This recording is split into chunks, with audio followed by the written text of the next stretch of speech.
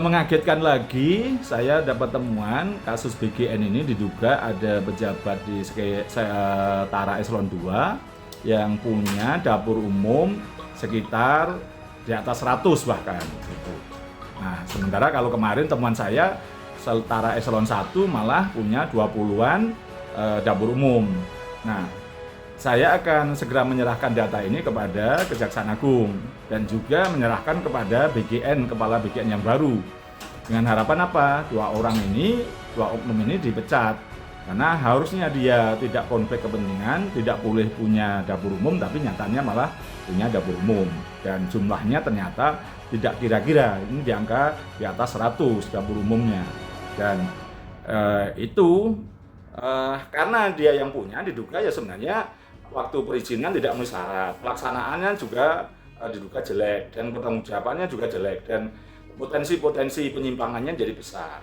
Nah, dengan posisi konflik kepentingan ini kan sebenarnya bisa dianggap kolusi dan nepotisme. Dan nanti kalau bisa ditemukan syarat-syaratnya tidak terpenuhi, pelaksanaannya jelek, maka ya bisa diikutkan sebagai bertanggung jawab terhadap dugaan-dugaan penyimpangan. Maka dari itu saya menghimbau dan meminta kepada Kejaksaan Agung untuk mendalami dan saya akan berikan data lengkapnya termasuk dugaan-dugaan yang dilakukan di daerah-daerah yang agak jauh dari Jakarta. Itu dapur-dapur umum di sana sulit pengawasan dan sedikit pengawasan juga begitu, dan diduga terafiliasi dengan pejabat yang eselon 2 tadi. Nah, dengan demikian ini proses ini harus dituntaskan.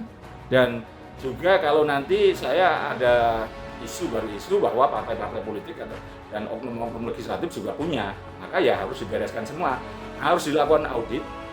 Itu nomor 2. Nomor 1 harus moratorium dulu untuk dapur umum. Kalau ini dapur umum ternyata ada afiliasi dengan pejabat-pejabat publik, legislatif yang harus mengawasi atau pejabat di BGN, maka ya harus ditutup semua. Dan ini menjadi perbaikan tata kelola ke depan supaya pemerintahan ini di mata masyarakat tidak semakin jelek, dan korupsi pasti harus diberantas. Termasuk saya juga memohon kepada Pak Prabowo segera mengesahkan undang-undang perampasan aset, karena tanpa ada undang-undang perampasan aset orang tetap akan berani korupsi. Itu aja, terima kasih.